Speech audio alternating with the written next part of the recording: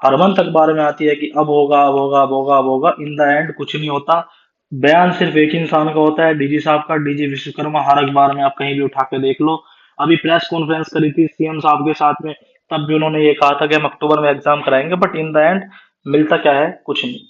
तो जो serious candidate है यूपीएसआई के, मैं उनसे पूछना चाहता हूँ कि क्या आपको लगता है कि हमने गलती करी है यूपीएसआई की तैयारी करके? 2 से 3 साल अच्छे खासे बर्बाद हो चुके हैं जो सीरियस एस्पिरेंट्स हैं यूपीएसआई के, जो सिर्फ यूपीएसआई ही सोचते हैं दिन रात।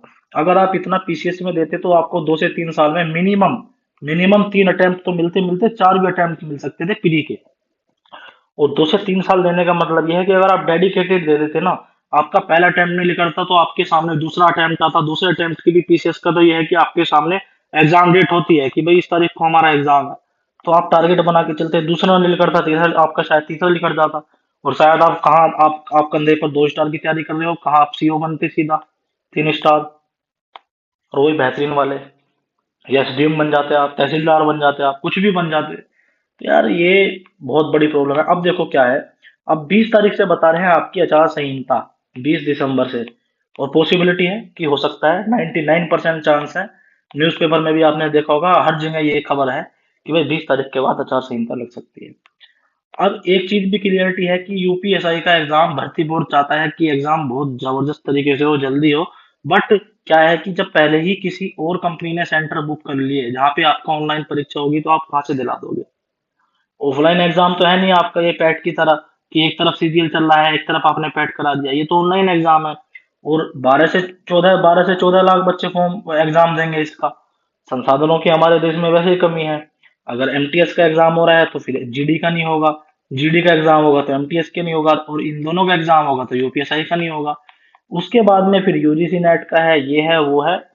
देखो अब क्या होता है, पर पॉसिबिलिटी ये है कि अब तक इतना तो क्लियर है कि जब तक जीडी का एग्जाम नहीं होगा तब तक इसमें कुछ नहीं होगा। दूसरी बात यह है कि जब भी यूपीएसआई का आपका एग्जाम होगा, मैंने पहले भी बताया था कि कम से कम 1 महीना पहले आपको ऑफिशियल नोटिफिकेशन, 1 महीना पहले आपको ऑफिशियल नोटिफिकेशन वेबसाइट पर देखने को मिल जाएगा।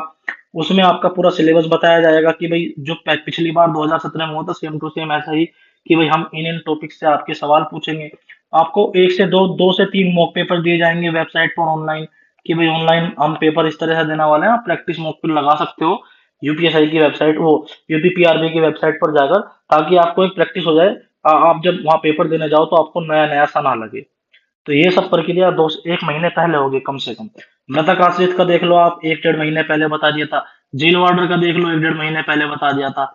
यूपीपी कांस्टेबल का देख लो, 1 महीने पहले बता दिया था।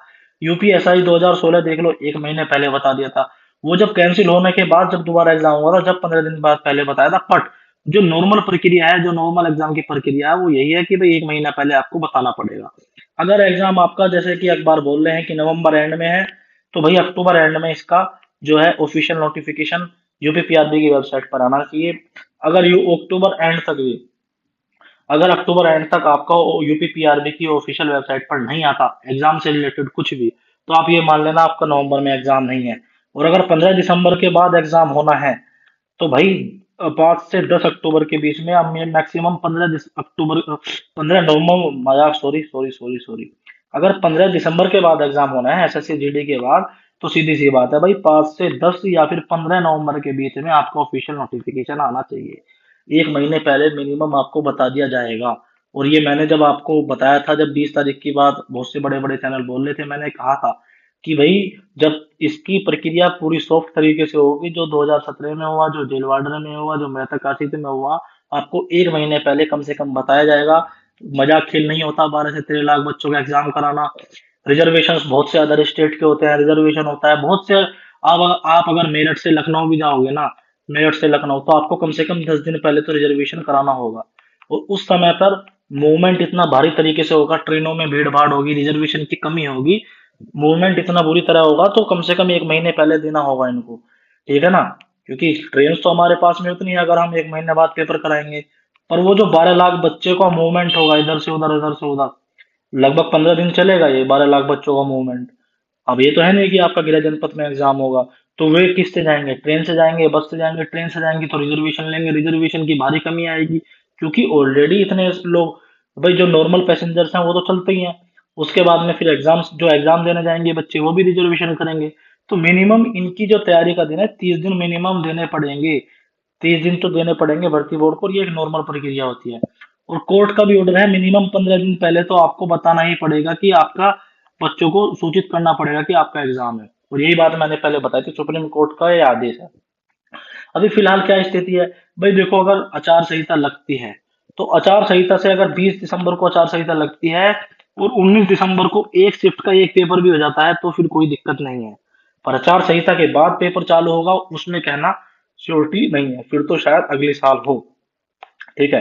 पर मान लो भाई 20 दिसंबर से आचार संहिता लग रही है और आपका 19 दिसंबर को एक शिफ्ट हो जाती है, सिर्फ एक शिफ्ट भी हो जाती है ना, फिर कोई दिक्कत नहीं, फिर पूरा आपको आचार संहिता में चलता रहेगा प्रोग्राम, कोई प्रॉब्लम वाली बात है नहीं। देखते हैं अभी क्या होता है, पर यह है कि जीडी का एग्जाम के बाद ही पॉसिबिलिटी लग रही है, संभावना यही है।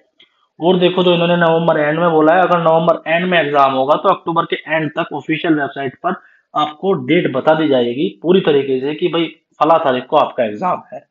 इन द एंड मैं बस ये कहूंगा कि ये अब सोचना पड़ेगा लोगों को, जो यूपीएसआई की सीरियस एक्सपीरियंस है, जो जो यूपीएसआई की तैयारी कर सकता है वो पीसीएस की भी तैयारी कर सकता है। अगर दिसंबर तक एग्जाम नहीं होता है तो क्या फिर से आप 1 से 2 साल फिर से इंतजार करोगे यूपीएसआई का? क्योंकि आप 2 साल, 2 से 3 साल ऑलरेडी इसके पीछे बर्बाद कर चुके हो। किसी को घंटा फर्क नहीं पड़ता कि आपकी उम्र कितनी होती जा रही है, आपकी शादी की उम्र हो रही है या फिर आपके माता पिता बूढ़े हो रहे हैं, कुछ भी हो रहा हो, किसी को घंटा फर्क नहीं पड़ता। ठीक है ना।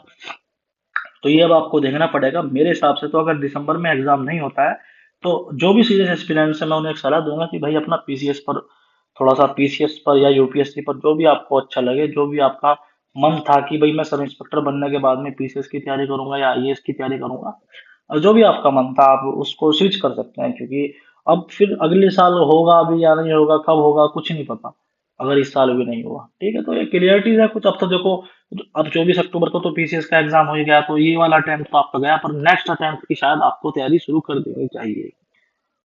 अक्टूबर के एंड तक देखो और 15 नवंबर तक देखो बस लास्ट। इसके बाद अगर 15 नवंबर तक भी आपका कुछ नहीं आता है तो फिर आप ये मानो आपका एग्जाम 99% संभावना ये है कि आपका इस साल एग्जाम नहीं होगा, अगले साल।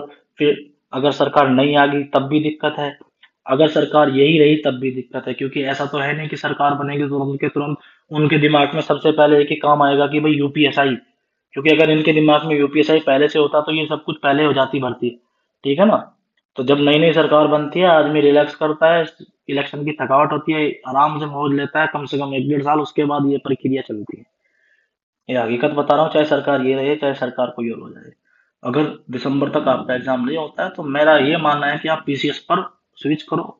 लोअर पीसीएस देखो, अपर पीसीएस देखो, या फिर आपका मन था कि मैं यूपीएससी की तैयारी करूँ तो आप यूपीएससी स्विच करो। क्योंकि फिर इसके बाद पता नहीं कब होगा क्या होगा। किसी ने सही कहा था कि दरोगा की भर्ती होती है पंचवर्षीय।